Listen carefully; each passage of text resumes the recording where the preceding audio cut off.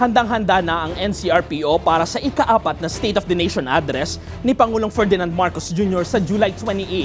Ayon kay NCRPO spokesperson Major Hazel Asilo, mahigit 15,000 pulis ang ide-deploy sa Batasan Complex, VIP routes, protest zones, media at medical areas. May mga pulis din sa border checkpoints, command posts at landing zones para sa posibleng emergency.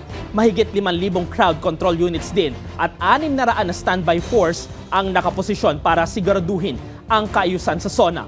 Ayon pa sa NCRPO, nakahanda ang buong puwersa para sa mapayapang pagtitipon ng mga rallyista. May itinalaga ring protest zones at ipinaalala sa lahat na sumunod sa mga alituntunin para maiwasan ang gulo.